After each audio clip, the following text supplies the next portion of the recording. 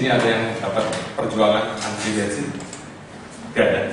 Karena yang masih antri mungkin tidak tiba di sini. Ada yang kirim kabar kalau sampai terlambat nanti minta fotokopinya. Ya saya bilang kita doakan juga biar bisa ditibakan dengan cepat, dengan mudah untuk dapat menambahkan ya. Kita percaya firman Tuhan boleh menjadi satu kesukaan bagi setiap kita, karena makin dikunyah makin enak. Apa yang makin dikunyah makin enak? Bukan firman Tuhan. Makin direnungkan, kita kecap luar biasa firman Tuhan ya. Saya mau mengajak setiap kita untuk duduk di dalam kelompok, untuk kita boleh membahas ya. Di Alkitab Tuhan sendiri ajarkan untuk kita boleh semakin merenungkan bersama-sama. Tuhan kita bukan hanya Tuhan yang jauh, Tuhan yang dekat juga satu dengan yang lain. Tuhan juga minta supaya setiap kita terus bertumbuh. Salah satunya ketika kita sama-sama, bukan hanya Tuhan yang jauh, Tuhan yang dekat juga. Saya mohon untuk duduk berempat. Ada Matius, Markus, Lukas, Yohanes, bukan nama di sini. Dan yang Sadrak, Mesak, Abednego. Ketika seperti kaki meja berempat ini lebih kuat. Tolong berempat. Bagi dulu berdiri. Cari temannya. Kalau sudah 4, kalau yang belum 4 ajak temannya. Kalau 5, 1 boleh ekspor impor. Berempat ya, berempat. Kalau belum kenalan kan jadi kenalan ya. Berempat ya. Berempat. Ya beda-beda sedikit gak apa-apa. Berlima gak apa-apa, berenam gak apa-apa. Yang di belakang boleh maju, Marcel. Maju gabung sini.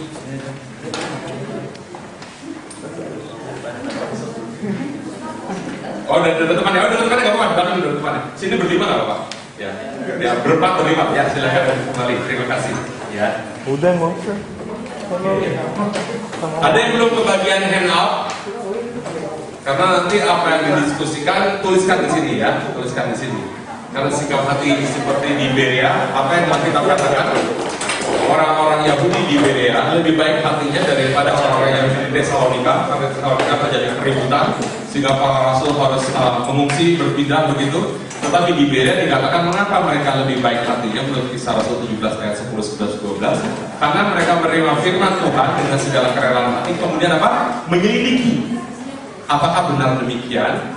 Dan ketika mereka menyelidiki, mereka bisa melihat suatu kebenaran, dan kebenaran ini memerdekakan. Amin. Di slide pertama dikatakan ada penyakit yang tidak membawa kepada apa? Kematian. Coba didiskusikan. List kira-kira penyakit apa yang tidak membawa kematian? Kalau Ebola bagaimana? Ganas tidak? Ya, misalnya seperti itu. Coba tuliskan penyakit apa yang tidak membawa kematian. Ya. Gak usah tulis dua-duanya, mana yang membawa, yang mana yang tidak, nanti jadi rancu. Tuliskan saja penyakit yang tidak membawa pada kematian apa? Kira-kira. Ya, sambil tulis saja, dituliskan. Mungkin saling melengkapi satu dengan yang lain. Minimal kita sadar ada penyakit dulu ya. Dan penyakit tidak hanya sejenis, ada berbagai macam jenis-jenis sakit penyakit. Ingat, minggu lalu Pak Paulus beliau melayani kita melalui kesaksian demi kesaksian orang dilepaskan. Betul ya?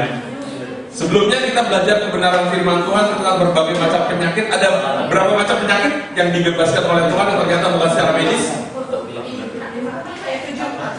Pernah sudah dia. Berapa? Contoh penyakit apa? Buta, disembuhkan Tuhan. Apa lagi? Ayan, tuli, bisu, gila. Ya, jadi ada harapan gila sembuh, kita nggak gila kan? Itu apa lagi? Bungkuk, apa lagi? Pikun. Kamu gimana? Lupa karena penyakitnya. Apa lagi? Demam, ibu mertua. Jadi kalau 7 macam penyakit saja kita sudah sebetulnya masih ada penyakit lain disembuhkan, artinya tidak ada satu penyakit pun yang tidak bisa disembuhkan Tuhan kita. Amin. Kalau kita baca kitab Wahyu, dikatakan surat kepada 7 jemaat, artinya kepada semua tidak terkecuali. 7 itu akan sempurna. Setelah selesai Tuhan menciptakan segala sesuatu, di hari ke-7 Tuhan memutuskannya sudah tuntas dikerjakan. Ya, tidak ada yang baru di bawah kolong langit ini. Selalu kita menemukan suatu hal yang baru karena discover ada covernya kita buka, tapi sebetulnya semua Tuhan sudah kerjakan di dalam firman. Ya, sudah dituliskan macam-macam penyakit? Sudah? Oke. Ada penyakit yang tidak membawa pada kematian, berarti ada penyakit yang membawa pada kematian. Ya. Bapak Ibu Saudara-saudari, ada satu firman Tuhan, Matius 10 ayat 8. Kalau kalimat tanya, pasti berbeda dengan kalimat berita. Selain kalimat tanya, kalimat berita, ada kalimat perintah. Ciri kalimat perintah akhirannya apa biasanya? Lah. Karena itu pergilah, jadikan sekarang bangsa muridku dan baptislah, ajarlah. Nah, Matius 10 ayat 8, mari baca sama-sama. 2, 3, perintah Tuhan apa? Sembuhkanlah orang sakit, bangkitkanlah orang mati, tahirkanlah orang dusta, usirlah setan-setan. Kamu telah memperolehnya dengan cuma-cuma, karena itu berikanlah pula dengan cuma-cuma. Tolong didiskusikan. Dari ayat ini, perintah apa saja yang tertulis dalam ayat ini? Apa? Kalau ada yang mau kasih giliran boleh. Apa saja?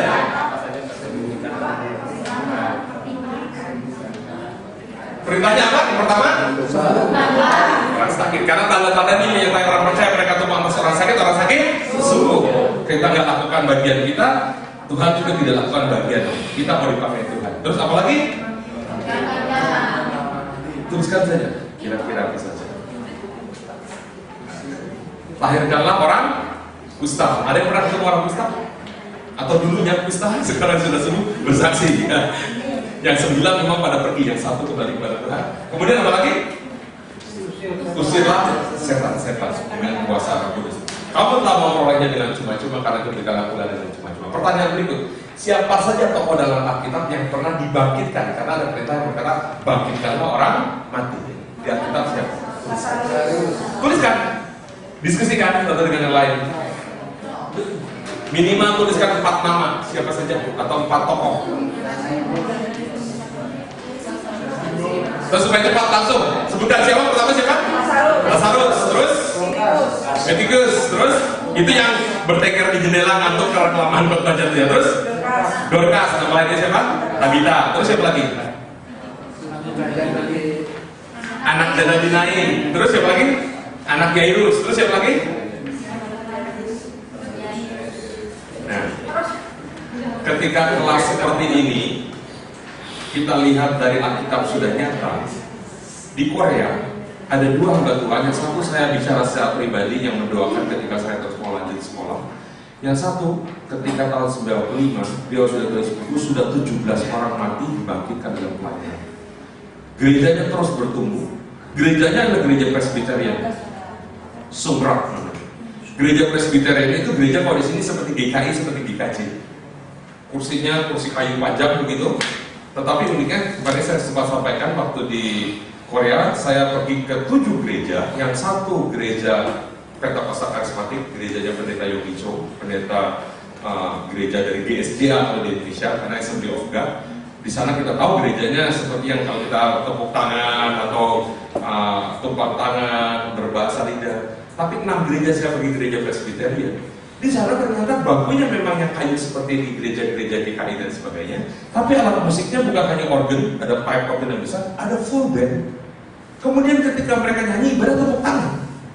Ada satu pendeta teman kita tanya sama pendeta di sana, Moksan itu artinya pendeta, kenapa tepuk tangan? Apa ikutin seperti gereja yang tepuk tangan? Mengapa alat musiknya seperti apa jadi seperti yang sana? Satu lagi tanya, karena waktu berdoa, bahasa Romnya itu satu pun. Dan ketika ditanya, kenapa? Mereka katakan, karena ada di Alkitab. Ada di mana? Di Alkitab. Karena bacanya berbagai alat musik dipakai, di mana salah satunya? Mazmur berapa? 150. Bertepuk tangan, Mazmur 47 mereka katakan, hai segala bangsa bertepuk tanganlah, cocoklah. Apa yang di Alkitab mereka katakan.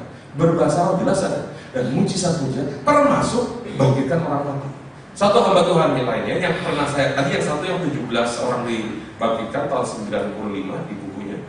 Dan saya sempat saksikan videonya. Kemudian yang satu yang saya jumpa langsung, yang berdoakan saya waktu di Hotel Hilton Jakarta, sudah sekitar 8 atau 9 orang didoakan dan bangkit dari kematian.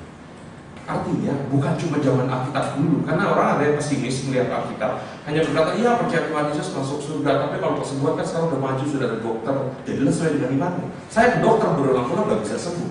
Rupanya ada area lain yang nggak bisa disembuhkan oleh dokter angkat tangan, dokter katakan sudah tidak ada harapan. Tentunya Tuhan sembuhkan sehingga saya jadi hamba Tuhan. Kalau lagi mustahil saya dulu tenang Alkitab. Saya nggak percaya dengan mujizat. Tapi Tuhan buat mujizat. Dan ketika kita percaya bahwa kesembuhan datang dari Tuhan, ada orang berkata, tapi kalau soal berkat, keuangan, apa iya? Firman Tuhan katakan, kita tahu sekarang bahwa kita sudah mengenal kasih karunia Tuhan Yesus Kristus. Dia yang kaya rela menjadi miskin supaya kita yang miskin menjadi kaya oleh karena kemiskinannya. Dulu waktu saya dengar lagunya, ini lagu kok aneh sekali. Lagunya Pak Insinyur ini kok kau kaya rela jadi miskin. Karena saya nggak baca firman Tuhan, saya bilang ini kok arang seperti ini. Pas dia baca kita luar daya ini. Tuhan sanggup, amin. Begitu juga selain pengusiran setan membangkitkan orang mati. Orang mati mana pertanyaannya bisa dibangkitkan? Apakah semua orang mati? Kalau gitu nanti dia apa perlu? Kakek kita meninggal didoakan, hidup lagi. Terus sudah punya cucu, buyut, kakeknya meninggal didoakan, hidup lagi. Tentunya tidak seperti itu. Alkitab tapi tunjukkan ada yang hidup kembali, ada yang tidak. Nah, ketika kita mengerti begini, ada yang Tuhan kerjakan. Ingat waktu kita belajar dari kebenaran firman Tuhan, Yesus menyembuhkan. Waktu itu ada kesamaan. Kesamaannya apa? Menyembuhkan dengan apa? Pakai apa waktu itu? Ludah. Ingat pakai ludah? Orang buta, orang tuli masukkan jarinya terus ludah di lidahnya. Orang buta diludahin matanya, terus masih seperti pohon-pohon. Yang satu lagi orang buta diludahkan tanahnya, basuh di silong. Tapi kita sekarang tidak lagi dengan menggunakan ludahin orang. Mungkin kalau dekat-dekat duduk sama saya, berdiri sama saya, bisa saja karena kan nggak sengaja muncul pakai kuah begitu. Tetapi yang Tuhan perintahkan sekarang itu tumpang tangan. Oleh sekarang ini hapusnya dalam nama Yesus. Misalnya seperti itu. Sekarang kita melihat satu area ini, ya, satu area ini. Karena ini ada linknya, ada kaitannya panjang dengan kehidupan. Mari kita lihat Yohanes 11. Di catatan kita ayat 1 sampai 4. Kalau tidak keberatan kita tambah 2 ayat lagi. Karena Yesus pun bisa perpanjang tinggal 2 hari lagi. Ya, Yesus kita perpanjang 2 hari lagi. Mari kita baca bergantian. Saya baca ayat yang pertama, Bapak Ibu Saudara-saudari baca ayat yang saya baca yang ayat 1 dari Yohanes pasal 11 ayat 1 sampai ayat yang ke-4. Ayat 1. Ada seorang yang sedang sakit namanya Lazarus. Ia tinggal di Betania, kampung Maria dan adiknya Marta. Ayat 2.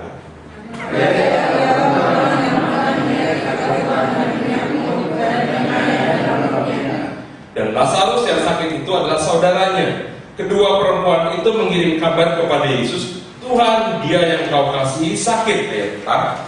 Ketika Yesus mendengar kabar itu, dia berkata, penyakit itu tidak akan membawanya, tetapi akan menyatakan kemuliaan Allah. Sebab kalau penyakit itu anak Allah akan dimuliakan. Yesus memang mengasihi Marta dan kakaknya dan Lazarus. Ayat 5, ayat 6. Namun setelah didengarnya bahwa Lazarus sakit, ia sengaja tinggal 2 hari lagi di tempat di mana ia berada. Kisah ini kita tahu. Kemudian apa yang dialami Lazarus? Meninggal. Tetapi di sini yang unik di ayat 4 dikatakan, ketika Yesus mendengar kabar Lazarus sakit parah, sakit keras, ia berkata, penyakit itu tidak akan membawa kematian. Katakan sama-sama saya, penyakit itu tidak akan membawa kematian. Tapi Yesus tidak 2 hari. Terus apa yang terjadi pada Lazarus? Mati. Pasti Tuhan Yesus punya tujuan, mau menunjukkan bahwa dia yang pernah berkata, akulah kebangkitan dan hidup. Akulah jalan kebenaran dan hidup. Aku datang memberi hidup. Apa kemudian Lazarus mengalami mati? Nggak usah diskusi dalam kelompok ini, semua sudah jelas. Karena judul berikutnya Lazarus mati dibangkitkan. Berikut pertanyaannya, apakah kemudian Lazarus dibangkitkan? Yes, amin. Pertanyaan yang berikutnya, mengapa Lazarus dapat dibangkitkan? Kenapa? Karena penyakit yang tidak membawa kepada kematian, maka bisa dibangkitkan. Artinya penyakit yang tidak membawa kematian ini apa artinya? Bisa melakukan mati 10 yang tadi kita baca pertama. Dikatakan apa? Sembuhkanlah orang sakit, bangkitkanlah orang mati, kemudian apa dikatakan lagi? Tahirkanlah orang kusta, usirlah setan-setan. Nah, orang mati apa yang bisa dibangkitkan? Orang mati yang sakitnya penyakit tidak membawa kepada kematian. Tadi yang kita lihat penyakit tidak membawa kematian apa saja? Panu. Apa lagi? Pilek ayam ada yang mati. Pilek babi ada yang mati, betul nggak? Pilek biasa tahun 30-an begitu banyak orang mati karena belum ketahuan ininya, pengobatannya. Cacar dulu begitu menakutkan, polio, waduh nggak ada harapan. Tapi manusia tambah maju, pengetahuan semakin meningkat, dan mulai ada vaksinnya, mulai ada pengobatannya. Sekarang orang beli aja obat flu, obat. Dulu influenza orang sudah ketakutan. Tetapi juga begitu tambah lama tambah muncul lagi kuning yang aneh-aneh. Tetapi kalau begitu kita tahu sekarang penyakit apa yang tidak membawa kepada kematian, penyakit yang ternyata orang meninggal masih bisa dibangkitkan. Contohnya ada yang orang mati dibangkitkan? Siapa namanya? Orang mati dibangkitkan? Ini baru kita bahas. Siapa namanya? Lazarus. Di Alkitab siapa lagi? Eutikus. Siapa lagi? Dorcas. Siapa lagi? Anak Yairus. Siapa lagi? Anak muda di Nain.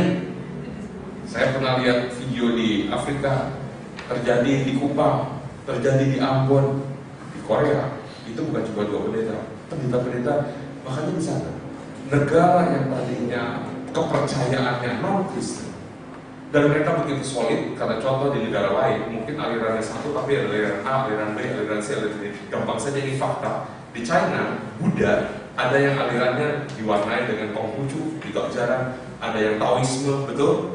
Di Jepang ada Nichiren, ada Gohonson, ada lagi apa? Nah, banyak lah. Tetapi di Korea terjadi kebangunan rohani demikian.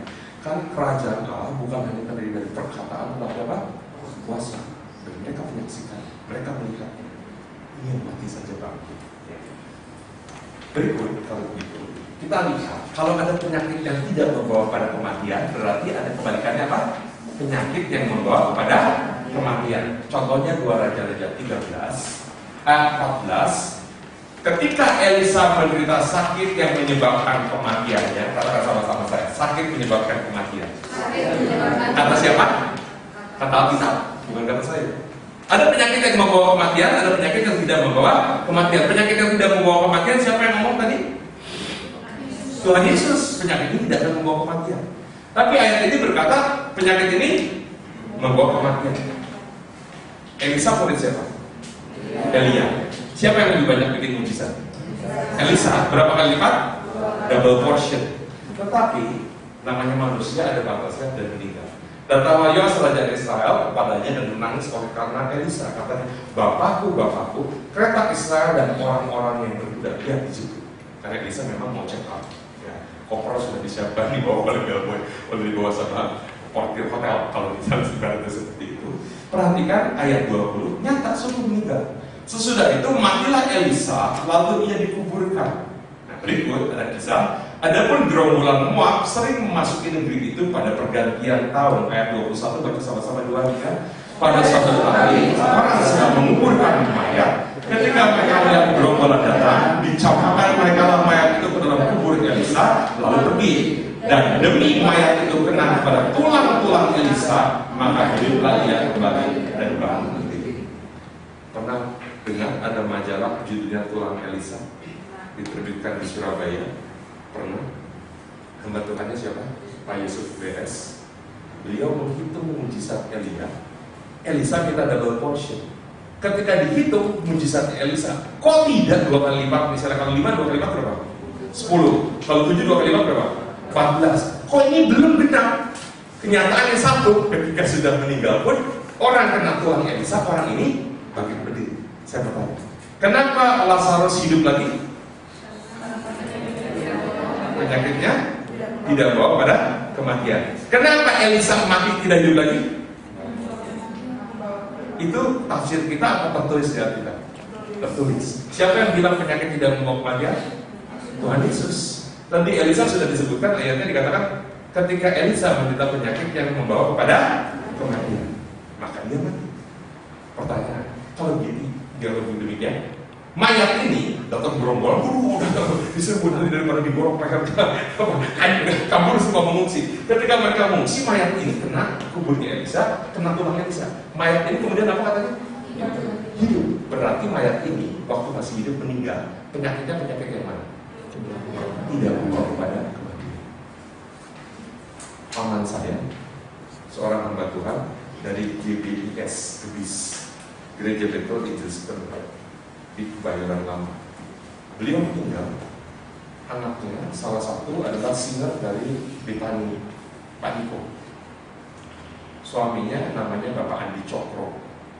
pernah melayani sebentar di LA, di Amerika, kemudian ditarik pulang ke Indonesia. Jadi istri daripada Pak Andi Cokro, dari orangnya Pak Niko, itu istrinya punya ayah seorang pembantu. Saya panggilnya Pak Bianle, nama keluarga gitu. Meninggal. Tapi Tuhan katakan tugasnya belum selesai. Dan ternyata hidup kembali. Dan memang ada orang-orang yang pernah bisa mengalami kematian dan bangkit kembali. Kalau tidak, Alkitab tidak akan menuliskannya. Kalau tidak akan terjadi seperti yang terjadi di Korea. Dan tidak akan mungkin Tuhan Yesus kasih perintah yang mustahil bagi kita. Perintahnya apa? Sembuhkan orang sakit, tahirkan orang kusta, usirlah setan-setan. Satu lagi apa? Bangkitkanlah orang mati. Amin. Coba diskusi di sini. Sampai di mana? Perjalanan yang kita baca dari firman Tuhan. Ada apa? Ada penyakit yang tidak membawa kematian. Berarti lawannya ada penyakit yang apa? Contohnya siapa? Dan Elisa. Ada satu contoh lagi yang tidak membawa pada kematian tapi meninggal juga, siapa? Siapa? Siapa? Ini yang kena tulangnya Elisa. Ya. Lanjut. Mengapa Elisa mengalami kematian? Penyakitnya membawa kepada kematian. Kata siapa? Firman Tuhan. Apakah Elisa hidup kembali? Tidak. Jelas karena penyakitnya tidak membawa kepada kematian. Mengapa ada mayat yang hidup kembali ketika terkena tulang Elisa? Ada amin? Lanjut, mari kita lihat dari Keluaran 23, 25, 26. Janji beribadah. Ibadah itu mengandung janji, bukan hanya untuk hidup kekal, tapi juga untuk hidup sekarang ini.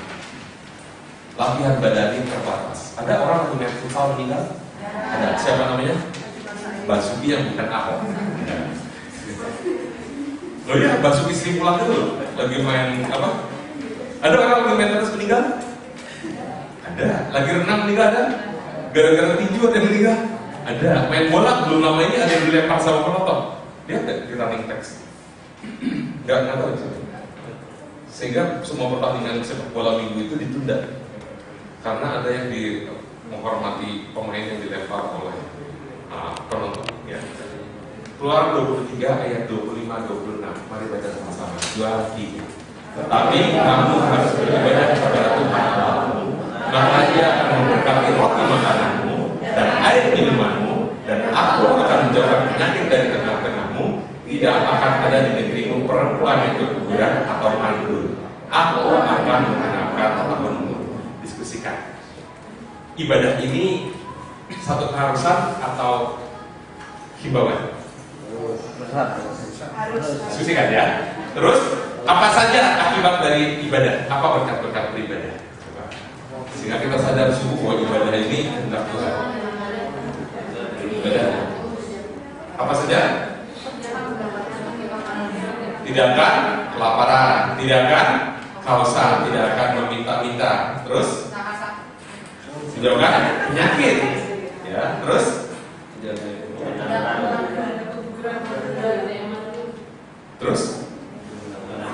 siapa tokoh di Alkitab yang terkenal tidak bisa punya anak alias mandi?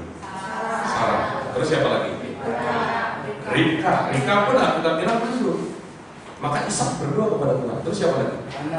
Rahel, Hana, Elisabeth ibu siapa? Tetapi Tuhan bisa kasih pertolongan. Nah, kalau orang mati saja bisa dibangkitkan, persoalan lain pun Tuhan sanggup. Amin. Amin. Bagian yang terakhir mari baca sama-sama. 2, 3. Aku akan menggenapkan tahun umurmu. Pertanyaan, apa artinya menggenapkan tahun umurmu atau istilahnya usia genap? Bagaimana? Bukan ganjil. Aku akan menggenapkan tahun umurmu. Jadi lawannya aku akan mengganjilkan tahun umurmu. Ini kan agak ganjil pernyataannya. Gak apa-apa, supaya seger. Apa artinya akan menggenapkan tahun umur? Panjang umur. Panjang umur. Sampai full Kalau charge HP 100%. Beli aki buat sepeda motor, baterai, atau aki buat mobil, ini bisa sampai berapa lama? 2 tahun loh, yang bilang. Tapi ternyata baru setahun sudah habis. Wah, ini kita bisa komplain, itu ternyata kita salah.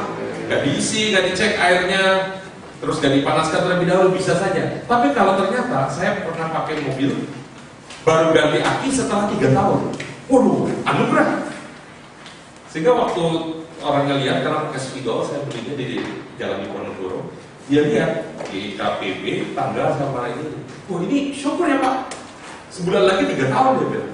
Nah, jadi di sini dikatakan selain kita diberkati makanan minuman karena kita beribadah, Tuhan menjauhkan penyakit dari tengah-tengah kita. Tidak akan di negerimu ada perempuan guguran atau mandul. Janji ini juga pernah Tuhan katakan di Keluaran 15. I am the God that healeth thee. Akulah Tuhan yang menyembuhkan engkau. Makanya tidak heran ternyata kayak kesembuhan. Kenapa di Kristenan ada kesembuhan? Karena Tuhan yang janji, Tuhan yang apa? Menyembuhkan. Tapi ada satu bagian. Yang ini aku besar Tuhan, aku akan menggenapkan tahun umur. Apa artinya usia genap dari kelompok? Kalau yang baru datang kenalan dulu sehingga ada kelompok nanti kita dapat teman bertiga sampai kelompok baru. Kalau menggenapkan tahun umur, full of the days of your life, fulfill the days of your life. Artinya sampai panjang umur. Mau nggak panjang umur? Salah satunya hormat sama orang tua. Karena janji Tuhan, hormatilah ayah ibumu agar panjang umurmu dan berbahagia. Panjang umur menderita rugi. Senang semuanya, tapi belum bisa nikmati, check out, repot juga. Tapi kalau Tuhan punya kehendak, beda lagi. Yesus Kristus sendiri sudah menyerahkan nyawanya, give up his spirit di usia 33 sehingga kita beroleh hidup kekal. Tetapi kalau ayat ini dikatakan, ada yang berkata, aku akan menggunakan tahun umur. Artinya, mari kita lihat dengan yang tadi kita bahas. Penyakit yang dialami Lazarus karena Tuhan Yesus penyakit apa? Yang tidak membawa pada kematian. Kalau penyakit yang dialami Elisa, penyakit apa atau benar? Menyebabkan kematian. Yang kena tulang Elisa sudah mati tapi bangkit lagi. Berarti dia matinya kematian yang tidak, penyakit yang tidak membawa kematian. Kalau menggenapkan tahun umurmu, katakan usia genap. Orang yang bisa sampai usia genap pasti pernah sakit. Di sini siapa yang nggak pernah sakit sebelum hidup? Pernah. Ada yang apa? Demam, campak, demam berdarah, pilek, TTO nggak ada ya? Tahu TTO? Ayam. Oh, jangan ngalamin. Nah, orang yang meninggal usia genap berarti penyakitnya penyakit yang membawa kepada kematian. Makanya tidak bisa hidup kembali. Namanya siapa tadi yang langsung contohnya kita lihat? Elisa. Tapi sudah tewas pun, sudah mati pun, sudah dikubur pun, sampai tinggal tulang belulangnya pun, karena janji Tuhan digenapi double portion, mayat kena hidup. Maka benar jumlahnya 2 kali lipat dari Musa Elia. Amin. Kalau begitu, kalau orang yang masih muda terus meninggal, contoh siapa tadi? Lazarus, terus hidup kembali. Berarti dia meninggal karena penyakit yang tidak membawa kepada kematian. Artinya dia sudah usia genap atau belum? Belum. Katakan saya, jatah Tuhan, usia genap. Usia genap kita berapa? Nah,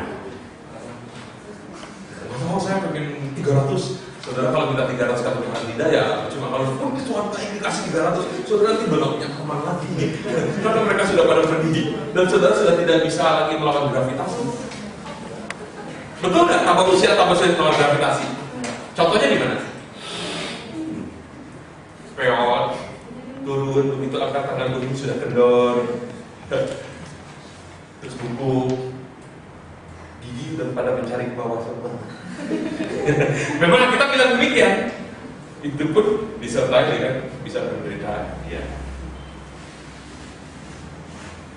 diskusi dulu satu dengan yang lain. Katakan apa?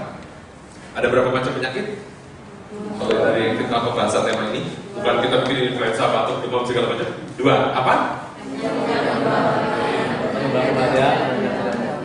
Kasih tahu kaitannya sama usia genap. Ayo, bicara.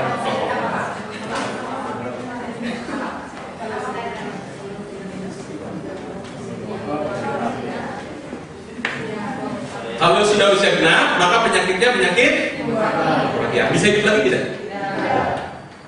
Tapi kalau yang belum usia genap, kalaupun meninggal, penyakitnya penyakit apa? Tidak bawa kematian. Bisa nggak dibangkitkan? Bisa. Ada nggak perintah untuk membangkitkan orang mati? Syarat yang pertama, orang mati bisa bangkit, meninggalnya belum terlalu lama. Contoh, Yesus dikubur berapa hari? 3 hari. Lazarus berapa hari? Ada boleh kalau 4, yakin 4? Boleh ragu, boleh bilang yakin 4, ragu. Dari wajah saudara ketawa, saudara sedang baca Alkitab. Berapa hari? Tangan saya udah gini-gini dari tadi berapa hari? Apa sih pikir? 4 hari, memang kita bilang 4 hari. Nah kalau kira-kira sudah 4 tahun, kalau lewat bunyinya kletak meskipun nggak pakai sepatu kulit. Kenapa? Jadi meninggalnya belum terlalu lama. Nah dari kasus-kasus di Alkitab, Dorcas, Tabita, siapa tadi yang di jendela? Tikus. Bukan tikus, bukan nenek. Nenek sudah tua.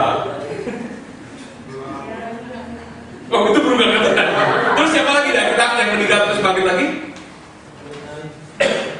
Anak muda dinaik, anak Yairus, Lazarus 4 hari. Ini tadi mayatnya baru mau dikubur. Kan orang kalau mau kubur kecuali di Tolanda ya, suruh jalan sendiri itu. Mayat. Usia genap membuat orang seharusnya bisa sampai full the days of your life kita bilang. Tetapi karena penyakit yang tidak membawa kematian dan kebenaran tentang kebangkitan ini masih, oh itu cuma zaman dulu. Orang bicara, mujizat zaman dulu. Orang buta melihat zaman dulu. Saya dulu skeptis baca kita. Apa iya zaman sekarang bisa? Supaya saya bisa terima, saya bilang Yesus itu, wah, saya mulai bikin alasan-alasan saya tukang obat di pasar, teman-temannya pura-pura buta, teman-temannya pura-pura lumpuh, terus ceritanya manjur, berhasil. Setelah saya mikir, mana mungkin seluruh dunia orang bisa percaya Tuhan Yesus kalau cuma seperti itu saja. Dan kenyataannya ketika saya sakit jantung, sudah diendoskopi, dimasukkan alat kateter sampai sini, dokter bilang nggak bisa disembuhkan. Tapi ternyata Tuhan sembuhkan, mujizat masih ada. Amin. Gereja berabad-abad setelah Alkitab kurang dibaca, hanya duduk, berdiri, dibacakan saja. Orang nggak baca Alkitab sendiri. Dulu Alkitab nggak boleh dibaca, bahkan dirantai di gedung gereja, sehingga orang tidak kenal firman Tuhan. Terima perjamuan kudus pun bisa keliru. Harusnya Yesus katakan, barang siapa makan tubuhku hidup selama-lamanya, barang siapa minum darahku, darah Yesus memberikan pengampunan dosa. Tentu minyak anggur kan. Kita ditebus bukan dengan emas, bukan dengan perak yang mahal, tetapi dengan darah Kristus. Tetapi kita hidup kekal, barang siapa makan tubuhku, dia akan hidup selama-lamanya. Maka kalau kita makan roti, hidup kekal. Tanpa minum anggur, tidak ada pengampunan dosa. Hidup kekal di mana? Anggur mahal, dilarang nggak boleh pakai anggur. Pernah gereja mengalami kekeliruan sampai bunuh agama-agama lain, namanya perang salib. Gereja pernah melakukan. Sehingga ketika gereja mengalami masa kegelapan, lahirlah satu gerakan. Seorang pastor, uskup, bikin tesis, tempelkan di pintu-pintu. Namanya siapa? Martin Luther. Dia bikin satu gerakan, dan sampai saat ini orang ngerti gerakannya. Gerakan apa namanya? Protestan. Protestan dari kata apa? Protestan dari kata apa? Pro-testament. Selama ini kita diajar protes. Alkitab Perjanjian Baru, New Testament. Perjanjian Lama, Old Testament. Protestan adalah Pro-testament, artinya kembali kepada Alkitab. Bahasa Inggrisnya back to the Bible. Jadi apa yang kita katakan, Martin Luther katakan, ayo kita pegang. Jadi kita selamat bukan karena beli surat pengakuan dosa. Nanti mampu ditawarkan buat kakek moyangmu, nenek moyangmu, ayo beli surat pengakuan dosa. Dulu pernah dijual beli di gereja surat pengakuan dosa. Martin Luther baca dari kitab Roma. Orang benar hidup karena percayanya, karena iman bahwa Yesus sudah mengaku. Maka itu timbul gerakan back to the Bible, Protestamen. Tetapi disalahartikan selama ini protes. Ya memang memprotes apa yang tapanan yang sudah ada yang tidak lagi membaca kebenaran. Kemudian setelah timbul aliran itu, terus Tuhan kerjakan lagi dengan aliran berikutnya. Diajar secara sistematis, secara metodenya tersusun rapi, maka timbul gerakan metodis. Timbul lagi kemudian pernah dengar gerakan Anabaptis. Karena apa yang di Alkitab dikatakan seperti Yesus Kristus dibaptiskan, kalau kita belajar baptisan ditarik mundur, ketemunya zaman Tuhan Yesus dibaptis di Sungai Yordan oleh siapa? Yohanes Pembaptis. Dan Alkitab catat seperti apa peristiwanya. Tetapi ternyata ada berbagai macam. Kalau ditarik mundur, ada yang ketemunya sampai abad ketiga, ada yang ketemunya di gerakan tertentu, dan itu terjadi kembali kepada Alkitab Protestan. Begitu juga orang tadinya di gereja masa tepuk tangan, tapi mulai ada gereja. Saya ingat waktu kecil ada gereja tepuk tangan, ada gereja yang tidak tepuk tangan, betul ya? Wah yang banyak tepuk tangan, saya bilang banyak nyamuk. Ngawur sekali saya dulu. Karena memang Mazmur berkata, hai segala bangsa bertepuk tangan. Selain tepuk tangan, 1900 satu sekolah teologi dikasih tugas pelajari di musim libur ini. Nanti 1 Januari kita bikin 2 malam. Apa yang ada di Injil yang belum digenapi hari-hari ini di gereja. Dan mereka baca apa yang terjadi di Kisah Rasul ketika Yesus naik ke kursus silakan. Dan ketika mereka temukan 2 peristiwa besar terjadi. Satu di Azusa Street, William Seymour, satu lagi sekolah siswi teologi perempuan, Agnes Osman. Dua-duanya mengalami kepenuhan Roh Kudus seperti yang kita tuliskan. Karismatik, pembaruan roh. Sehingga diperlukan lahir baru. Saya dikasih buku doa. Karena minggu lalu saya pergi ke Bandungan, ada satu acara yang mengadakan satu gereja di Solo, yang ada juga gereja di Jogja, gereja keluarga Allah. Mereka adakan untuk sekolah Alkitabnya, namanya STT Al-Syadai.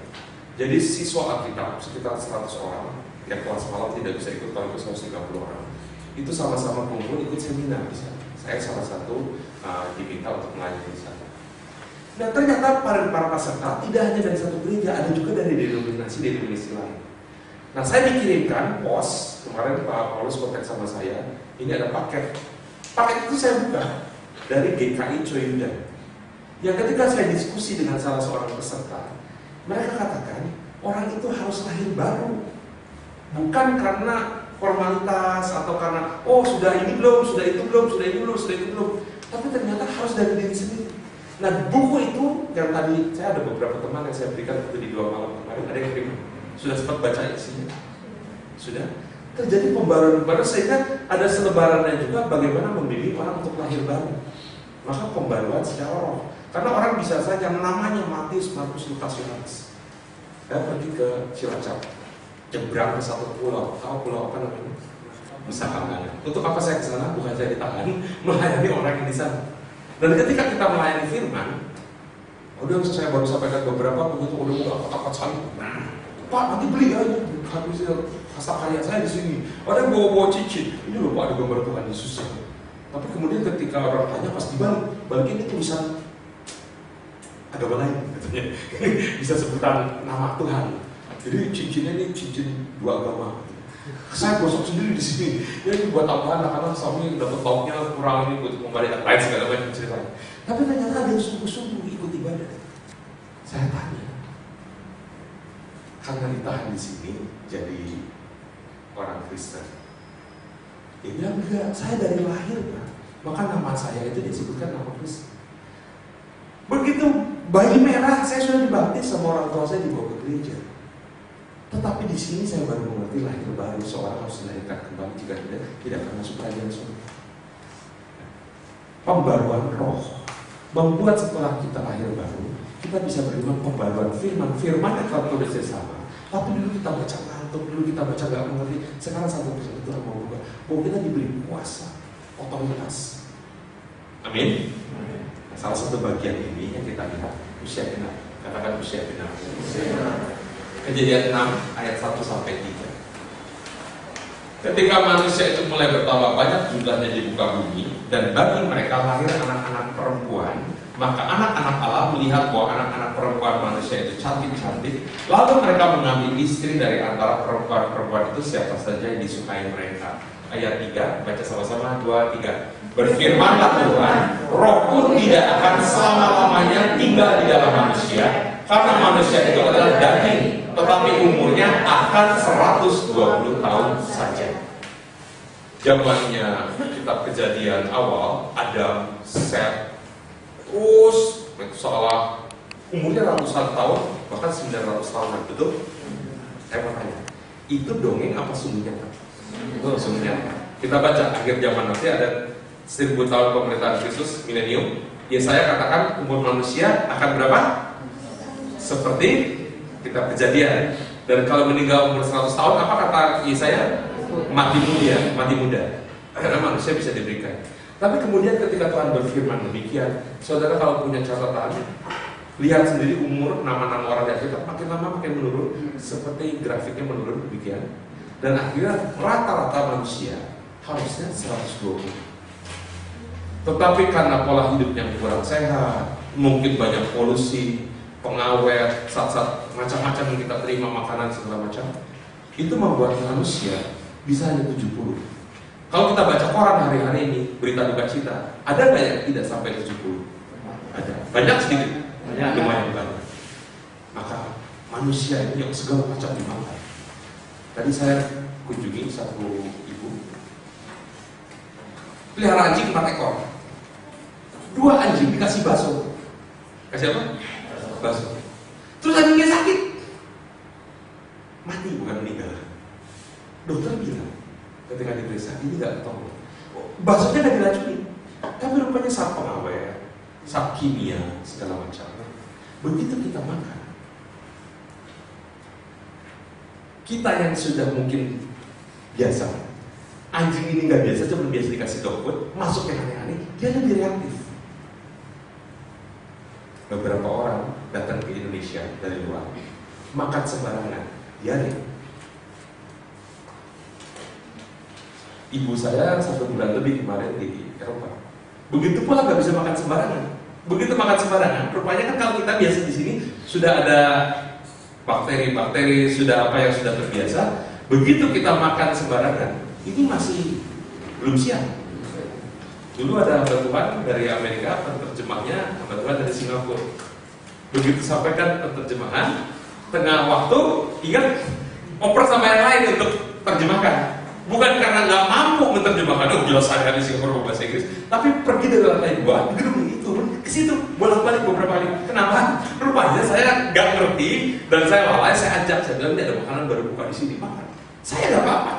Teman-teman yang mendampingi nggak apa-apa. Dia bilang saya lupa, harusnya saya minum dulu minuman yang mengandung probiotik. Maka manusia kalau mati tidak dikubur, baunya akan lebih menyengat daripada hewan-hewan karena isinya sudah macam-macam. Manusia, Tuhan yang katakan usianya berapa menurut ayat ini? 120. Bisa nggak meninggal usia 70? Bisa. 80? Bisa. 90? Bisa. Anak saya kemarin beli satu buku macam-macam yang unik-unik. Rata-rata usia tertua yang dicatat Guinness Book hari-hari ini 111-an. Orang-orang Jepang, ada kebanyakan perempuan lebih banyak yang berjalan jalan. Kaum perempuan. Kenapa yang pria-pria mungkin pergi berperang, stres bekerja, tekanan dalam kehidupan, belum lagi kalau istri. Tapi di luar itu, Tuhan katakan berapa usianya? 120 tahun. Maka rata-rata usia genap manusia karena Tuhan yang berfirman harusnya bisa berapa? 120. Seharusnya. Tetapi kemudian masuk ke 90, menurun jadi berapa? 70, kalau kuat 80. Ada nggak yang umur 20 meninggal? Umur 40 senapan untuk membidik itu perlu 2 titik, 1 titik yang dilaras depan, 1 titik yang di sini. Nah, kebenaran firman Tuhan dibuktikan dengan hal-hal yang terjadi. Makanya ada kesaksian. Iblis dikalahkan oleh apa? Darah anak domba dan kesaksian. Kita menerima Roh Kudus, kita diberi kuasa untuk menjadi apa?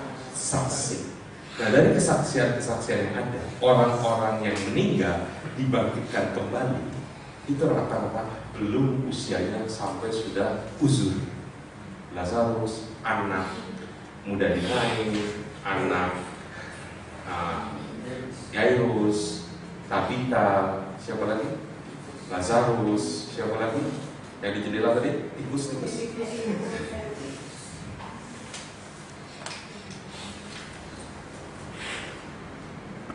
Kalau anak Tuhan meninggal belum usia final, tapi kemudian ya kita kan namanya orang sudah meninggal, setiap meninggal itu datangin, doain lagi supaya bangkit, supaya hidup. Kalau Tuhan nggak bicara, kita paksa-paksa. Jadi bagaimana orang meninggal bisa dibangkitkan? Syarat pertama apa tadi? Ya, meninggalnya belum lama. Yang kedua apa berarti? Belum usia genap. Meninggal belum lama tapi sudah usia genap, mau ditumpangin 1000 hamba Tuhan pun malah kekejar ya. Elisa tadi contohnya dikatakan penyakit yang membawa kepada kematian, usia genap. Yang ketiga, selama hidup belum pernah didoakan kesembuhan ilahi. Artinya, di sini siapa yang pernah mengalami kesembuhan ilahi? Satu. Cuma satu ya, saya aja. Ada yang pernah mengalami kesembuhan ilahi? Pernah dengar orang sakit terus didoakan jadi sembuh? Mujizat gitu. Penyakitnya bukan penyakit yang cuma mata merah gitu ya. Ada juga mata hijau itu penyakit. Matanya hijau deh. Karena dolar kan warnanya hijau, bukan sebenarnya green gitu. Karena istilah matanya jadi hijau itu karena istilah dari luar sih. Terus datang di KKR, dokter sudah angkat tangan. Contoh ya, saya juga mengalami seperti itu. Kemudian ketika didoakan di KKR, sembuh. Artinya memang Tuhan mau perpanjang usianya. Amin. Tetapi kalau orang itu meninggal juga, sudah didoakan di KKR, bisa nggak di KKR doa kesembuhan bukan orang meninggal? Bisa. Saya pernah jadi greeters, kemudian jadi usher, catcher begitu. Orang-orang yang lumpuh, kursi rodanya ditinggal, bangkit berdiri di Senayan. Kru tidak dipakai lagi. Bersaksi ada satu keluarga, 2 anak, ayah ibu semuanya tuli. Hamba Tuhan yang katakan ini kutuk, bisa diputuskan, didoakan, 4 mata bisa bicara. Terima Yesus Tuhan Juru Selamat.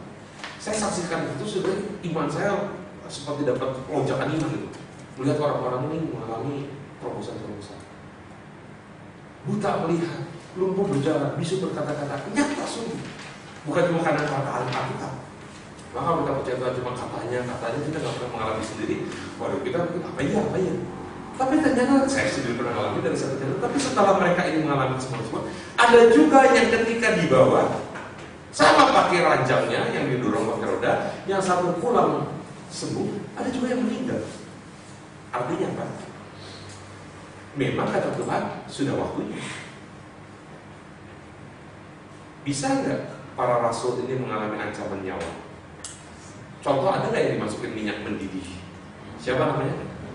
Yohanes. Tapi kalau Tuhan masih mau kasih dia hidup, keluar dari minyak mendidih, dibuang ke pulau Patmos, dapatlah kita Tuhan. Tapi siapa yang kepalanya dipenggal jatuh? Paulus. Siapa yang disalib terbalik tewas? Petrus. Ditombak Thomas. Jadi ikut Tuhan bisa saja mengalami akhir hidup yang boleh bilang seperti tadi mati. Yohanes Pembaptis, dia membaptiskan Yesus Kristus.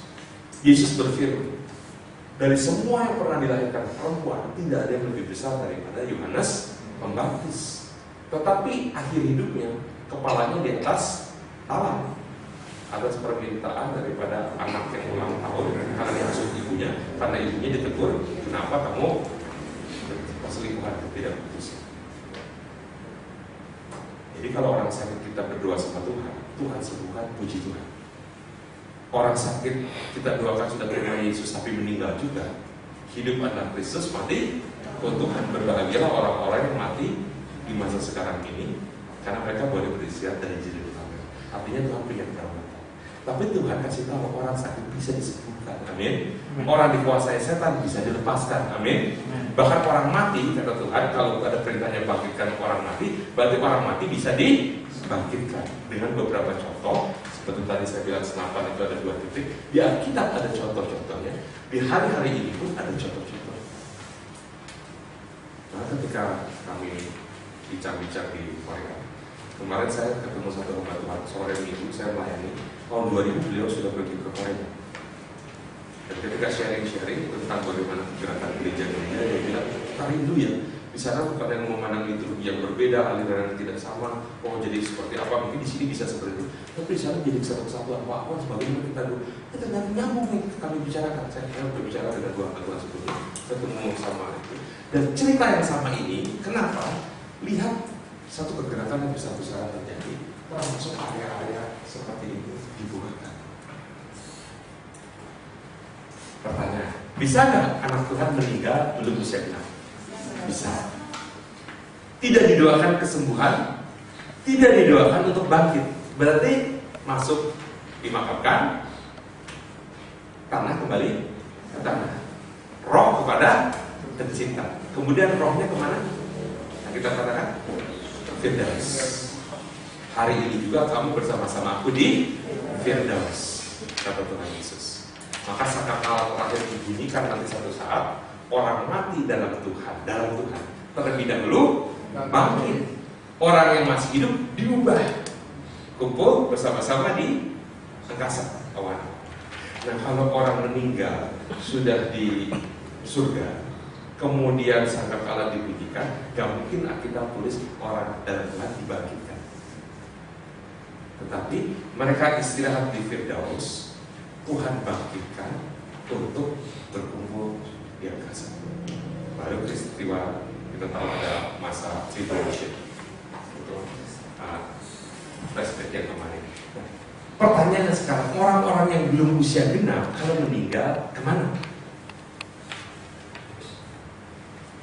Ingat belajar 3 langit? Ada berapa langit? Bocor 2. Karena ada beberapa orang bilang 7 ya. Memang penggemar wayang pasti bilang 7, karena di buku wayang ada berapa? 7. Di Alkitab, Salomo orang paling terhormat berkata ada berapa langit? 3. Dan dia katakan sesungguhnya langit, atmosfer, sky, bahkan langit yang mengatasi segala langit, heaven of heavens, Shamayim ini bahasa Ibrani Jama. Ternyata langit, sky, ada langit yang lebih tinggi, langit bintang-bintang, apa namanya? Space. Bahkan yang paling tertinggi apa? Heaven of heavens, atau langit malaikat alias surga, tidak bisa memuat Tuhan yang maha besar. Kalau Tuhan nongkrong, surganya besar, Tuhan gak maha besar. Dan berkali-kali kita katakan surga tidak bisa memuat dia. Dia maha besar, tidak punya wujud, tidak punya sosok. Kalau punya sosok, punya wujud, tidak jadi maha besar, karena ada wilayah di luar sosoknya. Amin. Nah, yang tidak bisa terlihat karena maha besar ini 2000 tahun lalu menyatakan dirinya. Maka dia berkata, barang siapa melihat aku, melihat Bapa, karena aku dan Bapa satu, aku di dalam Bapa, Bapa di dalam aku. Nanti di surga jangan berharap melihat ada yang muda, ada yang tua, terus ada yang mencok. Siapa yang mencok? Maka nanti kita bilang hanya throne, bukan thrones, tahta-tahta. Name bukan names, tetapi dia yang bertahta, dia yang memerintah. Nah, Tuhan yang maha besar ini, surga tidak bisa memuat dia. Apalagi bait Allah yang aku dirikan ini kan selalu hanya tempat kediaman nama Tuhan. Dari langit yang mengatasi segala langit, ada langit bintang-bintang yang ini terdiri juga dari secara fisik, ada planet-planet, ada matahari, ada berbagai banyak bintang, dan Tuhan mengenal satu persatu. Dan kemudian ada langit bumi kita yang manusia tinggal. Ini semua akan habis lenyap. Yang ada surga yang kekal untuk orang-orang yang percaya kepada Yesus. Nah, itu belum terjadi untuk menghabiskan ini semua. Tingkat yang namanya Hades ini, orang mati ada di Hades. Orang mati ada di mana? Hades. Alam basah disebutnya atau alam maut. Hades itu tempat yang diturunkan. Tafsiran manusia tempat yang diturunkan adalah standarnya manusia, maka turun di bawah tanah. Tapi Yesus katakan, aku melihat iblis jatuh dari mana? Langit. Alkitab Inggris bilang from heaven. Dari mana? Surga. Karena dia pun di surga tadinya. Namanya siapa? Lucifer. Melawan, tidak tahan. Ada Mikael beserta bala tentaranya. Maka iblis ini dilempar ke bumi. Maka yang buruk-buruk terjadi di sini. Hades itu dunia kekelaman, dunia orang mati. Yesus berkata, akulah terang dunia. Tapi ketika dia di bumi ini, dia berkata, barang siapa berjalan mengikut aku tidak akan berjalan di dalam kegelapan. Berarti dunia ini sebetulnya apa? Gelap. Karena dia datang, maka ada terang. Akulah terang dunia. Dia yang adalah hidup, aku jalan kebenaran dan hidup. Akulah kebangkitan dan hidup. Aku datang memberi hidup. Dia datang ke sini, dia mati di sini. Kapan wafatnya? 2000 tahun yang lalu diperingati kematiannya sebagai Jumat Agung, kebangkitannya hari apa? Paskah. Seluruh dunia mencatat hari kenaikan Isa Al-Masih, Easter, yang sebetulnya adalah kalau berjalan nama Passover. Ada yang Good Friday. Maka dunia mencatat kematian Yesus Kristus. Kenapa dia bisa mati? Karena dia orang mati. Nah, orang mati disebut apa di dalam Alkitab? Roh manusia sudah meninggal. Istilah apa? Arwah. Kecuali yang setiawan. Bahkan ada orang namanya arwah setiawan. Terus jadi panik.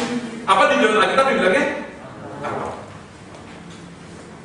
Saya akan ajak kita, apa kata Alkitab tentang arwah?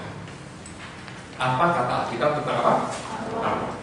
Mari kita lihat Ulangan 18 10 sampai 12. Tolong dibuka. Kalau ada yang cepat bukanya, tolong bacakan. Yang biasa buka Alkitab cepat ketahuan. Tolong dapat bacakan Ulangan 18 ayat 10 sampai 12. Ada yang mau bacakan? Di antaramu janganlah didapati seorang pun yang mempersembahkan anaknya laki-laki atau anaknya perempuan sebagai korban dalam api, ataupun seorang yang menjadi petenung, seorang peramal, seorang penelaah, seorang penyihir, seorang pemantara, ataupun seorang yang bertanya kepada arwah atau kepada roh peramal, atau yang meminta petunjuk kepada orang mati.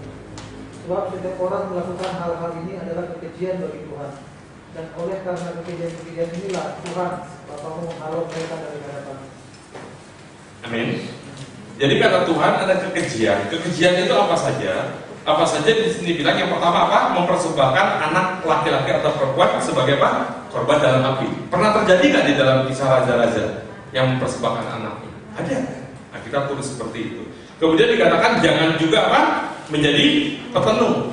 Petenung ini orang yang melakukan praktek magic untuk orang lain mengalami sesuatu. Entah bentuknya voodoo, entah bentuknya kayak boneka terus tusuk bagian tangannya terus tangannya sakit. Bentuknya apa? Apa namanya? Santet kalau di sini, santet. Kemudian apa lagi? Sebagai peramal. Peramal itu ingin menyatakan apa yang akan terjadi. Saudara pernah diramal? Nah, kita bilang jangan peramal. Peramal kerjanya seperti apa? Saya punya dua pembantu, dua teman pembantu Tuhan yang dulunya peramal. Keluarga kami keluarga yang sering pergi peramal. Kita peramalnya pakai alat, dikocok-kocok keluar hasilnya. Kakek saya peramal. Nah, kakek saya ini punya 7 anak. Anak yang paling kecil, tante saya, hamil, mau melahirkan, masuk rumah sakit. Ayahnya berarti kakek saya bilang, jangan masuk rumah sakit sekarang. Percuma kamu ini masuk itu hari Kamis. Anakmu akan lahir nanti hari Senin. Buang-buang uang. Suaminya bilang, nah jadi menantu ya, suami dan saya bilang, oh ini di cover sama rumah sakit, ini di cover sama kantor, sama pekerjaan, nggak apa-apa. Ini anak sendiri nggak mau dengar, nanti lahirnya Senin ada tanda di kaki. Nyata lahir hari Senin, ada tandanya di kaki. Rupanya kakek saya ini kerjanya bantuin orang, doakan orang, bukan black magic yang bikin santet segala macam, white magic. Nah saya dulu gak percaya Tuhan, saya gak percaya alam roh. Syukurnya saya dulu waktu itu masa-masa jahiliyah saya bilang saya nggak pernah lihat setan di zaman itu. Maka saya pikir orang mati habis kayak ayam, kayak kucing, kayak anjing mati gitu, mungkin dibuang ke got atau dimakan tulangnya dibuang. Dulu itu saya pikir seperti itu. Gak ada roh. Dan saya berkata saya nggak percaya ada surga neraka. Karena tadi ekstrimnya saya nggak percaya ada alam roh, saya nggak percaya ada Tuhan dulu. Sampai tahun 4 Desember saya baru percaya ada Tuhan. Maka saya Tuhan ada, Tuhan ada. Terus saya nggak percaya Tuhan ada.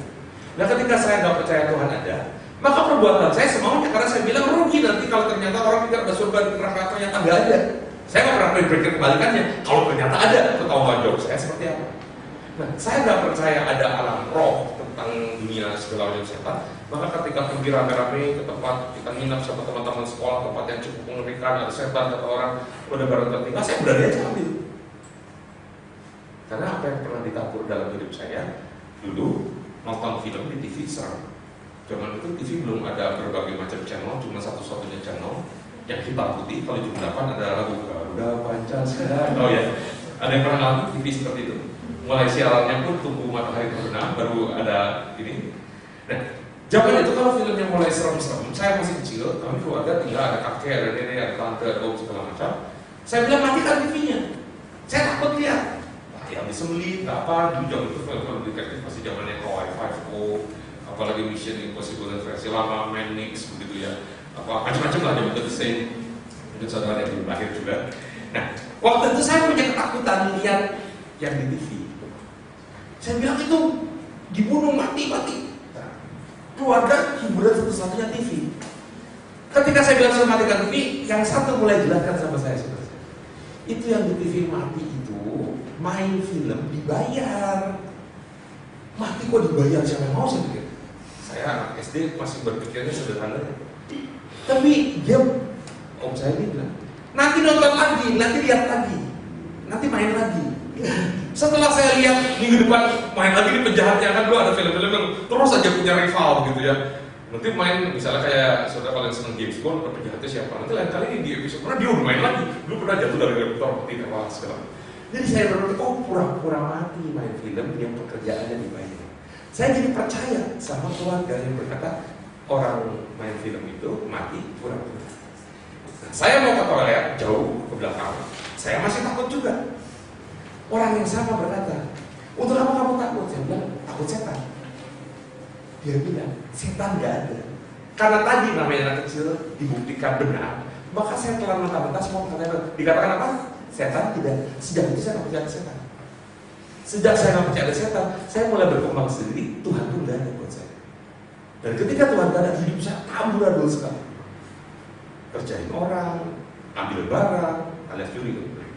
Nonton filmnya gak benar, kata-kata semaunya, mau bunuh orang, dan macam-macam hidup saya. Tetapi syukurnya Tuhan itu penuh kasih karunia, buktikan kepada saya Tuhan cuma nyata ada. Nah dari kenyataan soal ramal-ramal tadi, kakek saya mau turunkan ilmunya. Dia bilang paling cocok saya ini cucu pertama dari pihak ibu. Waktu kakek saya dioperasi katarak di rumah sakit, saya tunggu malam hari. Waktu saya masih belum percaya apa. Dia bilang kamu cocok persis segala macam nipik. Dia bukan bilang kamu. Terasa gak panas? Terasa panas tangan. Terus kemudian dia bilang sebentar. Terasa gak dingin? Terasa dingin. Tapi saya tetap menyangkalinya. Dia bilang saya gak percaya. Jengkel kayak saya. Mungkin kalau saya percaya waktu ceritanya saya jadi lain. Penerus tata kerajaan kegelapan. Tapi ternyata kita bilang ada berbagai area yang itu ternyata kekejian bagi Tuhan. Salah satunya apa? Perang. Salah satunya apa? Peternak. Seorang penelaah, dia garis tangan, pakai bola kristal, segala macam. Seorang penyihir, seorang pemantra, ataupun seorang yang bertanya kepada arwah atau roh peramal yang meminta petunjuk kepada orang-orang mati. Artinya arwah ada atau tidak menurut kita? Ada. Maka Tuhan marah. Jadi arwah ada atau tidak menurut kita? Ada. Yesaya 19:2-3. Yesaya 19.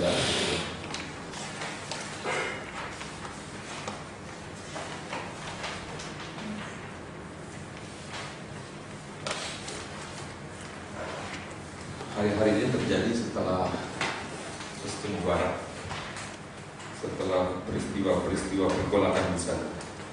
Ayat 2 dan 3. Ayat 2, aku akan menggerakkan orang Mesir melawan orang Mesir. Jadi ribut sendiri ya. Supaya mereka berperang. Setiap orang melawan saudaranya. Disebutnya perang apa ini? Perang saudara. Dan setiap orang melawan temannya, saling mengkhianati. Kota melawan kota, kerajaan melawan kerajaan.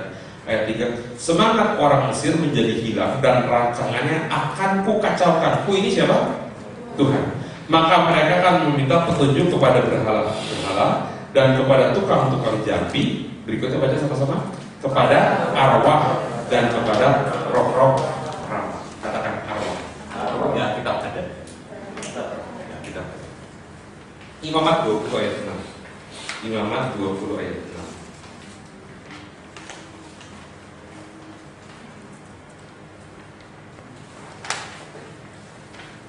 Tolong bacakan kalau sudah ada yang dapat.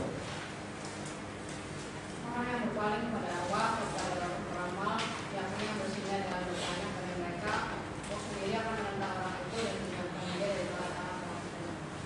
Orang yang berpaling kepada arwah. Jadi Tuhan larang. Bisa nggak berarti orang berpaling kepada arwah? Bisa. Tapi Tuhan larang. Jangan ya, jangan ya. Jangan koma, besok ujian, skripsi, tolong cucu ya. Apa yang masih belajar? Masih belajar rumah Pak sama Lina. Tahu? Coding. Kong, susah codingnya Kong. Kalau kasih petunjuk Kong. Kalau Kongnya jawab, coba ya nggak lulus, akan bisa di situ, nggak jadi skripsi. Jangan ya. Sama Nabi ya. Arwah biasanya yang dicari, yang dikenal. Bisa juga yang masih ada hubungan family, katakan family. Ada yang pakai HP, ada Alkitab Inggris. Tolong buka Imamat 20 ayat 6. Tolong dibaca Alkitab bahasa Inggris. Yang paling klasik King James ya, ada King James. Boleh baca King James, baca yang juga. Tolong baca. And the soul that turneth after success and familiar spirits, and after wizard, to go whoring after them, I will even set my face against that soul, and will cut him off from among his people. Yang lain ada yang sempat buka. Arwah di sini dibilang apa bahasa Inggrisnya? Familiar spirits. Kakek saya meninggal 16 April 1960. Saya belum lahir, saya lahir 67, 21 Januari. Nah kakek saya ini sakit jantung meninggal 16 April 1960. Ayah saya meninggal usia 49 ketika dia berusia 49 ini meninggal 16 April 1986. Setelah saya diomongin macam-macam, mulai saya jadi kebimbangan antara percaya apa enggak ada alam roh, percaya atau tidak peristiwa-peristiwa seperti ramalan Nostradamus tentang Jayabaya 3,5 tahun kok nyata dan segala macam. Saya mulai di persimpangan. Dan ketika saya di persimpangan baca tentang segitiga bermuda, pernah tahu yang pada hilang segala misteri.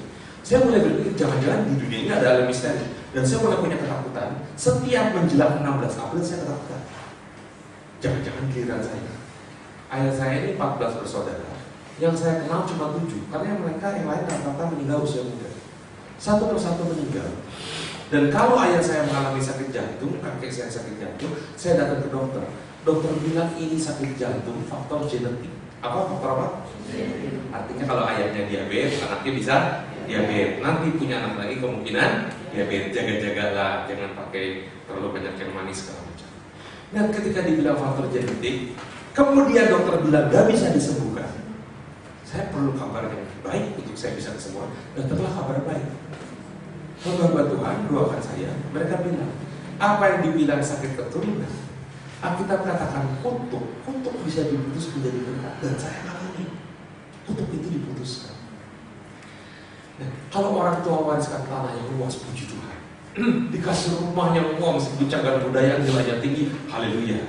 Pabrik saudara dapat dari orang tua, meskipun itu cuma warung pun itu dapat satu warisan, haleluya. Tapi kalau warisan sakit penyakit, waduh, itu yang saya alami. Di sini mungkin ada yang punya pengalaman faktor genetik kata dokter. Memang kita harus jaga-jaga, tetapi itu kabar baiknya bisa dibereskan. Amin. Gak ada yang mustahil bagi Tuhan kita. Nah, disebut familiar spirits. Biasanya maka menurunlah kepada generasi-generasi berikutnya. Nah, penyakit, ada penyakit yang memang harus secara medis. Mungkin malnutrition, mungkin karena kita sendiri makan tidak teratur, mungkin karena virus, mungkin apa segala macam. Tetapi Alkitab katakan ada roh sakit penyakit. Nah, roh sakit penyakit ini dikatakan bahwa daging sama sekali tidak berguna, rohlah yang memberi hidup. Kalau roh sakit penyakit itu ada, maka sampar seluruh negeri. Sampar zaman modern jelas itu secara medis ada satu penyakit sampar. Kusta ada bibitnya nggak? Ada, bisa menular. Tapi Yesus tahirkan orang kusta dalam perjalanan sembuh. Nggak dikasih penisilin, nggak dikasih antibiotik, Tuhan itu mujizat. Jadi sakit penyakit, ketika roh sakit penyakitnya dipatahkan, misalnya kankernya mau besar, rohlah yang memberi hidup, roh sakit kanker. Nah, roh ini diusir. Ada orang-orang yang kanker disembuhkan, 2 minggu lagi akan khotbah di sini.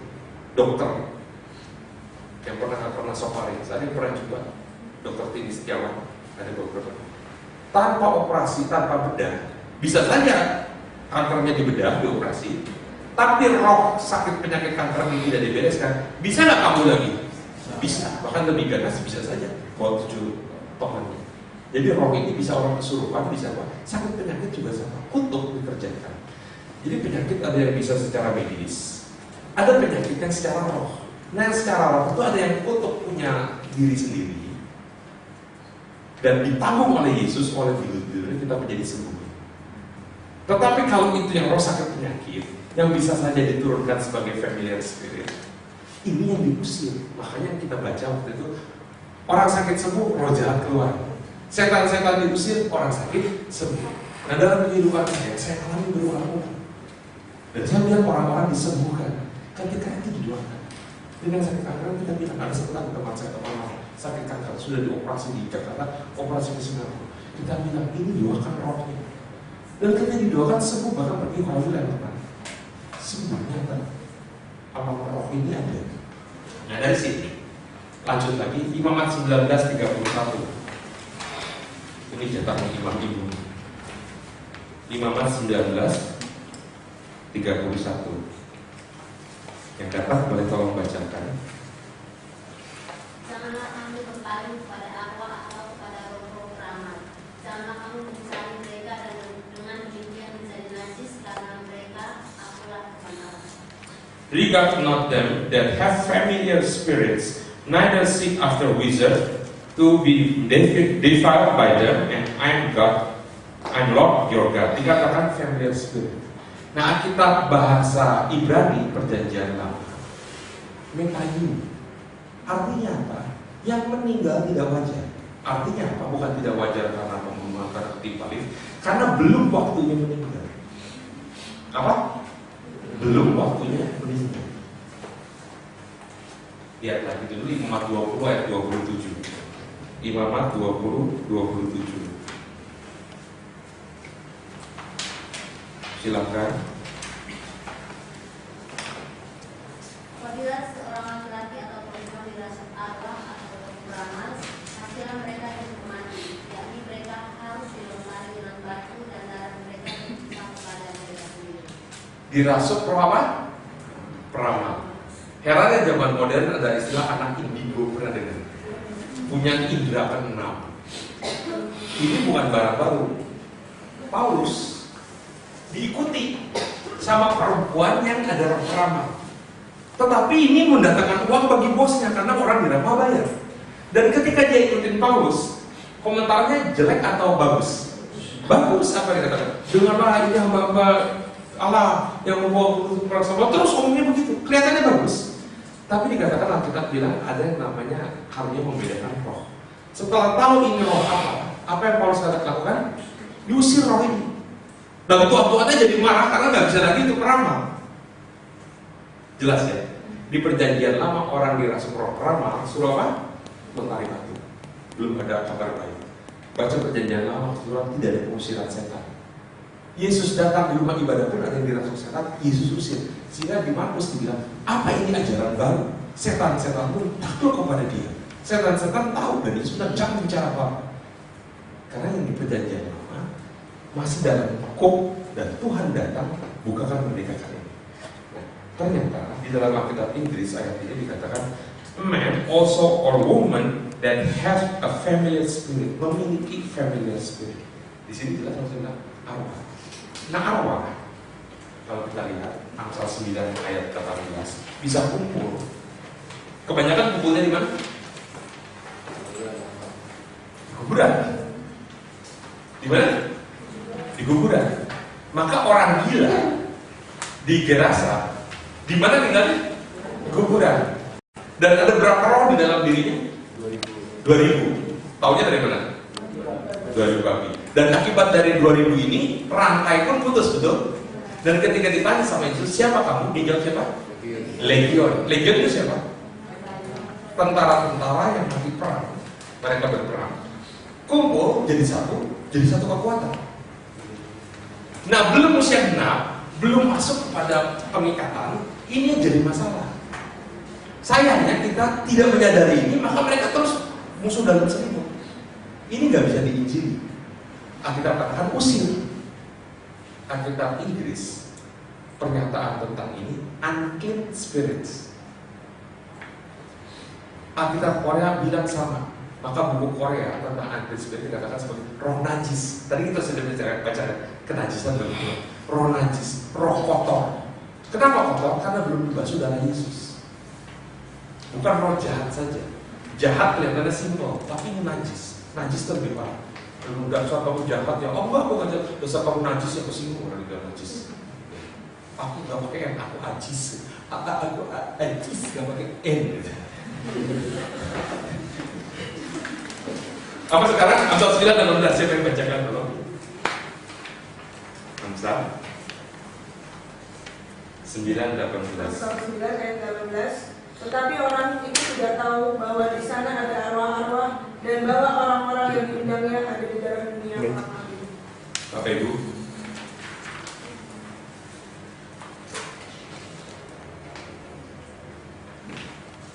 leluhur kita sudah di dalam Tuhan meninggal. Adik kita dalam Tuhan meninggal. Sudah lahir baru orang meninggal, no problem. Yang problem, orang belum dalam Tuhan meninggal, belum usia genap. Pernah dengar istilah arwah gentayangan? Orang katakan arwah gentayangan karena memang ada arwah gentayangan. Nah, kita bilang tadi, rohnya ini bisa kumpul, bisa masuk, bisa segala macam, bikin ulah. Dan ketika ditanya suaranya jadi persis kayak neneknya, dia ngomong seperti ini. Dan repotnya ketika leluhur meninggal, belum usia genap, cucu bisa mulai punya penyakit yang sama seperti kakek neneknya. Punya kebiasaan yang sama, makannya, kesukaan, kok sama ya kayak neneknya, sakitnya juga sama, ini orang bilang kayak neneknya. Yang problem itu kalau penyakitnya sama kayak neneknya. Kutuk, familiar spirit, itu bodoh. Dia masuk ke keluarganya, karena dia nggak mau dipisahkan, pengen kumpul, maka dia bilang kumpul. Ketika kumpul bikin masalah yang sama. Maka kalau kakeknya perokok, cucunya bisa jadi perokok. Kakeknya tadi saya bilang kakek saya, ayah saya sakit jantung, saya ngalamin yang sama. Karena pengen kumpul dan akhirnya mau bawa. Ruginya seperti itu. Dan ternyata ketika ini dilayani, dibereskan. Ada yang tidak dibereskan, sakitnya sama. Neneknya dulu asma. Ini nurun sama cucunya asma. Tapi ini cucunya setelah dewasa, nggak lahir baru, nggak bentuk, sembuh sendiri asmanya. Ada nggak orang yang sakit lama terus bisa sembuh sendiri? Karena yang masuk ini sudah usia genap, expired, sembuh. Makanya kita bilang, untuk tidak turun kepada keturunan ke-6, ke-7, ke-9, ke-11, asal-asal ngomong. Turun kepada keturunan keberapa? Keluaran 20, ketiga dan keempat. Generasi di Alkitab dibilang usia 30 itu kerja dan menikah. Maka Yesus mulai melayani usia berapa? 30. Orang misalnya umur 30 menikah, terus punya cucu, naik generasi berikut dia menjadi kakek, terus naik lagi. Tadi usia genap berapa menurut Kejadian? 120. Maka kalau 30 ada berapa kelipatan? 4. Dan rata-rata orang bisa meninggal usia 50, 60 begitu. Maka keturunannya bisa tutup sampai keturunan ketiga dan keempat.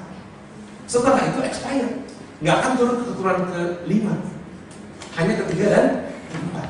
Sayangnya kalau kutub ini diestafetkan, ini nggak lahir baru, ini turun lagi, maka disebut 7 keturunan. 7 itu artinya apa? 7 turunan. Pernah dengar 7? 7 itu menyatakan semua, maka 7 penyakit, 7 semangat. Kalau kita sadari orang yang dilayani bisa ditanya, kamu siapa? Tetapi terus jangan kita ajak, terus kita injilin segala macam. Panggil, bereskan, usir dalam nama Yesus. Nah, saya mau dilayani seperti itu. Yang dibawa kakek saya, dibawa ayah saya, dibawa ke saya. Kalau nggak diputuskan, nanti anak cucu saya terus kalau bisa kejadian. Putuskan dalam nama Yesus. Saya periksa terakhir setelah diputuskan. Videonya ada di laptop satunya, jantung saya. Meskipun saya ini overweight, jantungnya syukurnya diperiksa, 2 kali diperiksa, jantungnya mulus, nggak ada penyumbatan, nggak ada penyempitan, Tuhan dasar. Tapi bukan berarti itu saya boleh semuanya makan sembarangan terus apa. Genetik bisa, orang bisa ektomorf, cenderung kurus, makan banyak, nggak masalah. Ada yang mesomorf, cenderung berotot, ada yang endomorf, cenderung ya saudara tahu sendiri, ada contohnya di depan ini. Tapi tetap harus berdoa, tetap harus berjaga, tetap harus apa. Kalau ini adalah sesuatu hal, maka kita ada handout, baca lagi di rumah, cek lagi bahwa di dalam doa. Ternyata alam roh memang ada. Di sini ada yang pernah dengar alam arwah? Arwah ada nggak? Ada, kita bilang ada. Dan itu bisa bikin gangguan. Dan ketika itu bikin gangguan, kita bilang usir dalam nama Yesus. Usir dalam nama Yesus. Bisa kalau macam-macam. Makanya ada yang bibit buat bebek kalau menikah, cek dulu tuh leluhurnya playboy nggak, kawin cerai nggak, nanti bawa keturunan. Masa sih seperti itu? Secara roh kita harus melihat lebih bersihkan. Ada amin? Ada pertanyaan atau pernyataan? Ada pertanyaan atau pernyataan? Ya silakan. Jadi tadi tentang awal tadi, kalau ada orang meninggal dan dia belum genap usianya, belum dalam Tuhan, posisinya terus jadi bayangan gitu. Nah, terus mencari tempat untuk masuk. Setan bisa nggak masuk ke tubuh manusia? Ada nggak ayatnya? Setan nama lainnya di Alkitab roh jahat, Alkitab Indonesia, atau roh najis sebetulnya. Unclean spirit, daimonichomai, bahasa Korea. Demons, bukan devil. Devil cuma satu, the devil, hurufnya besar, D, nama devil itu. Devil itu bukan yang banyak demons, Alkitab bilang. Alkitab Inggris lebih jelas tentang jamak sama tunggal. Nah, devil itu Satan, Satan tulisannya. Tapi bahasa Indonesia, demons itu setan-setan. Seringkali jadi rancu seperti itu. Apabila roh jahat keluar dari diri manusia, diusir, cari tempat lain, tidak dapat tempat, yang ini sudah terlalu banyak setan, yang ini sungguh-sungguh ikut Tuhan, dia balik lagi bawa berapa temannya? 7. Jadi roh jahat bisa masuk ke diri manusia. Kenapa bisa masuk ke diri manusia? Sebelumnya pernah tinggal di tubuh, maka ingin masuk lagi tubuh. Binatang itu kalau nggak musim kawin, nggak kawin, betul nggak? Anjing, burung, manusia nggak kenal musim. Tulang rusuk ini ingin selalu bersatu. Kera yang mirip perlu musim. Anjing kalau nggak musimnya nggak ini. Begitu musim, saya dulu pelihara anjing selalu jantan, malas yang betina saya titipin orang lain. Karena anjing betina saya kalau lagi bulangnya kan netes-netes kotor. Tapi kemudian anjing tetangga pada kumpul di luar tahu, cium, mereka penciuman. Bahkan teman saya pelatih anjing, kalau ada anjing begitu galaknya, tapi jantan dia berani pegang. Caranya, maaf kata dia ambil lap gombal, dia lap anjing betina yang lagi musimnya, dia kasihkan ke anjing yang galak itu. Anjing ini konsentrasinya ke kain itu, karena mereka cuma naruhin. Manusia punya keinginan bersatu. Nah, roh. Malaikat nggak pernah punya tubuh. Malaikat tidak bisa masuk, hanya membisiki. Iblis membisiki Judas, nggak bisa masuk. Di dalam diri manusia ini bisa ada roh lain. Bapak yang di pojok sana, ada roh lain di dalam hidup selain roh diri. Roh Kudus. Roh Kudus kenapa bisa masuk? Karena pernah punya tubuh. Bahkan disebut roh Yesus di Kisah Rasul 16. Bersyukurlah kita dipenuhi Roh Kudus. Amin. Makanya Tuhan katakan, tunggu janji Bapa, Roh Kudus, untuk kita dipenuhi. Nah, kalau kita nggak dipenuhi, jangan-jangan roh lain yang masuk repot. Artinya orang sudah dilayani, bisa nggak masuk lagi? Bisa itu. Roh jahat meninggalkan diri manusia, masuk lagi. Anjing kembali kepada mentah. Paulus katakan, jangan seperti si ini, si itu yang kembali lagi kepada dunia, dia masih meninggalkan aku dan sebagainya. Karena ada orang lain yang bikin satu pekerjaan. Jadi antara arwah orang dengan roh jahat itu sama atau beda? Sama. Roh jahat, roh najis, setan-setan sama. Cuman asal muasalnya hari-hari ini tentang contoh rapture ada beberapa aliran, tentang baptisan ada beberapa aliran, betul ya? Tentang lahir baru ada yang katakan baptisan itu lahir baru, tapi kita tahu kita katakan apa misalnya. Nah, tentang ini pun ada beberapa orang bisa berbeda-beda.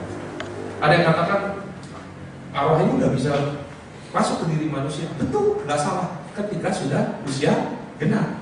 Tapi kalau belum, Alkitab bilang apabila orang dirasuk Allah, berarti bisa kan? Kalau Alkitab bilang dirasuk, berarti benar saat kita berbohong. Cuma kenapa ada yang bisa masuk, kenapa ada yang sudah tidak bisa? Karena sudah apa? Usia genap. Maka Yesus katakan, usirlah setan-setan, sembuhkan orang sakit, tahirkan orang kusta. Tapi ada satu yang katakan apa? Bangkitkan orang mati. Orang mati seperti apa? Alkitab jelas tuliskan. Ada yang mati belum usia genap, alias sakitnya sakit apa? Tidak membawa kepada kematian. Siapa yang ngomong? Tuhan Yesus. Sengaja ditunda 2 hari, betul, meninggal. Tapi Yesus datang lagi, hidup lagi. Dan bukan cuma Yesus yang bisa bangkitkan di Alkitab, di Perjanjian Baru, Petrus, Paulus, bahkan kalau sampai sekarang pun hamba Tuhan. Ini mau dibukakan. Betapa kekristenan ini kan menjadi dahsyat. Senang nggak kalau kita bisa mengalami lagi hal seperti zaman Tuhan Yesus terjadi lagi di zaman sekarang. Makanya kerasulan tidak ada lagi, karena dianggap rasul-rasul yang meletakkan dasar-dasar. Kemudian kenabian, suara kenabian mulai menghilang dari gereja. Tinggal yang ada penginjil pun akhirnya tidak ada lagi penginjilan. Maka orang jadi ke gereja cuma sebagai agama. Penggembalaan akhirnya cuma jadi gembala saja, pastor. Pengajaran pun hilang, hanya tinggal jadi satu liturgi sebagai satu syarat berapa lama belajar. Dengan pastoral saja, pastor-pastor gereja bertahan. Apalagi kalau sekarang dibangkitkan lagi pengajaran kita, penginjilan, orang-orang dimenangkan jiwa-jiwa, kenabian, suara profetik bisa menyampaikan. Ramal aja orang cari, kenapa tidak kalau Tuhan juga bisa berbicara untuk hal yang membangun, hal-hal yang pernyataan daripada kuasa Tuhan, juga tentang peletakan dasar-dasar pribadi. Maka betapa negara kita dimenangkan. Saya lihat pertumbuhan rohani yang di Korea tidak bisa dilepaskan dari kehidupan alam roh juga. Makanya kehidupan doa di sana luar biasa. Kenapa orang berdoa? Karena itu bicara dalam alam roh. Komunikasi bicara duniawi, tapi berdoa bicara dalam alam roh.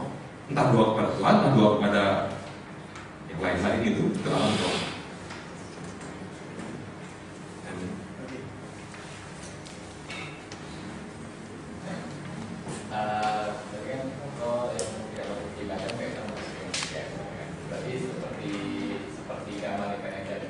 Tidak masuk. Berarti yang bisa masuk cuma arwah. Yang kedua, kalau arwah yang sudah umur genap, kemana? Jadi gini, ada yang namanya Hades, ada yang namanya Tartaros, ada yang namanya Gehenna. Gehenna ini neraka kekal. Jadi kalau ini hidup di dunia, ada transit namanya Firdaus, ada yang namanya Shamayim, surga, kurang mas. Ada yang namanya bumi, ada yang namanya Hades, ada yang namanya Gehenna. Tapi di sini ada penjara namanya Tartaros. Jadi kalau sudah usia genap, mereka ditahan. Tapi manusia tambah lama tambah banyak. Generasi yang sudah ditawan berarti berkurang. Tapi karena manusia tambah banyak dan mereka belum dimenangkan, kita kekristenan tidak mau memberitakan kabar baik, tidak mau menyangkal, yang meninggal belum usia genap di luar Tuhan, maka tambah lama tambah banyak. Penembak misterius tahu ya, Petrus, tapi tidak itu nama itu ya. Apa yang terjadi zamannya Orde Baru? Orang-orang menghilang. Kebanyakan yang dikarungin terus dalam keadaan mati ditembak misterius. Ada yang pada pakai batik di kulit itu loh, sehingga disetrika supaya hilang. Tahu ya Mas saya? Yang ditato karena identik zaman itu. Jadi orang ketakutan. Waktu diadakan penembak misterius, orang kapok sesaat. Setelah itu yang mati ini kemana? Kejahatan saya tanya, menurun apa terus meningkat? Sesaat menurun orang ketakutan. Tapi terus nggak akan bisa beres dengan cara Petrus. Terus meningkat kejahatan. Wahyu bilang, yang jahat tambah jahat. Kejahatan meningkat. Bumi ini sebabnya sampai lama. Saya mau sampaikan satu peletakan dasar. Iman itu berbeda dengan pengetahuan. Iman tidak boleh salah. Iman salah sesat masuk neraka. Pengetahuan bisa keliru bisa salah. Apa bedanya iman dengan pengetahuan? Iman tentang pencipta. Kalau pengetahuan tentang ciptaan. Iman itu harus kepada tentang pencipta, berdoa kepada pencipta. Berdoa kepada ciptaan itu berhala. Berdoa harus kepada siapa? Pencipta. Ada nggak orang berdoa kepada malaikat? Malaikat itu ciptaan atau pencipta? Ciptaan. Kita bilang nggak boleh berdoa kepada malaikat. Berdoa kepada leluhur. Berdoa kepada matahari. Matahari ciptaan atau pencipta? Kepada sapi, ciptaan. Kepada kakek nenek kita, ciptaan. Orang-orang yang disebut kudus, ciptaan. Tidak ada satu pribadi pun yang bukan ciptaan, kecuali sang pencipta. Maka itu iman yang keliru. Ciptaan itu pengetahuan. Contoh, bumi ini ciptaan.